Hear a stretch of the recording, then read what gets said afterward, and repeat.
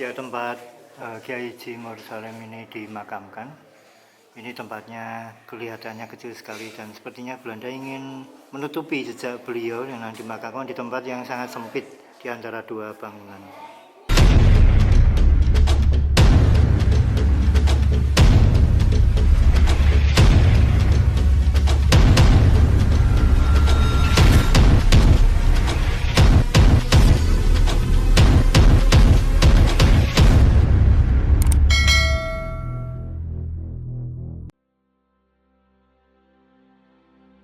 Kali ini kita membicarakan seorang pahlawan yang belum ditetapkan sebagai pahlawan nasional. Nusantara tentunya memiliki banyak sekali martir-martir perjuangan yang seharusnya layak diperjuangkan sebagai sosok pahlawan nasional. Tersebutlah Kiai Nur Salim, putra Kiai Maktub, seorang Tumenggung Rojonitu yang hidup di daerah Ngawi, Jawa Timur.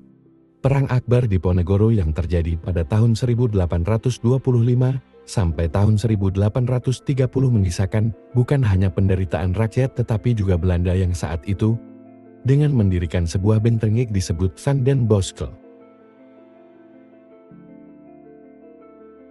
Kita berada di sebuah makam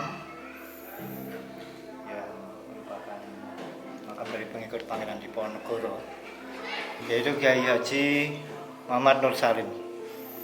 Dulu konon beliau memulai suatu kesaktian yang membuat beliau sulit sekali untuk terbunuh. Dan dengan segala upaya, konon beliau dikubur secara hidup-hidup di tempat ini.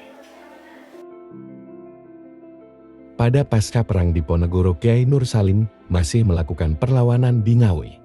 Belanda tidak tinggal diam dengan memburunya, tetapi alih-alih semudah itu, sang Kiai begitu licin bagai belut. Bahkan layaknya jawara-jawara, pada saat itu sang Kiai juga terkenal kebal terhadap semua senjata. Dalam suatu kesempatan Kiai Nur Salim bisa tertangkap dan ditahan di suatu sang di Beteng Pandem Van den Boschel. Negosiasi demi negosiasi, upaya tidak meruntuhkan ketegaran sang Kiai untuk tetap menolak pendudukan Belanda di Ngawi. Akhirnya Kiai Nur Salim dihukum tembak di area Beteng. Tetapi anehnya sang Kiai tidak bergeming dengan rentetan tembakan yang konon tidak bisa menembus tubuhnya.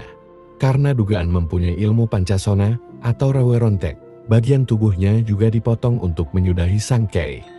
Tapi segala benda tajam apapun tidak mempan menembus tubuhnya demi menghilangkan pengaruh ketokohan sang Kiai di bumi Ngawi. Akhirnya Kiai Nur Salim diikat dengan tambang dan dikubur hidup dua di dekat selnya.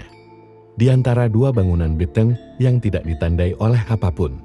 Dan gundukan tanah yang ditandai sebuah pohon Kamboja itu dipugar pada 17 Agustus tahun 1992 dan makam sang Highlander Jawa ini bisa disiarahi dengan teriring do agar Kiai Nur Salim tenang di alam baka. Ya, tempat Kiai Haji Nur Salim ini dimakamkan. Ini tempatnya kelihatannya kecil sekali dan sepertinya Belanda ingin menutupi jejak beliau dengan dimakamkan di tempat yang sangat sempit di antara dua bangunan.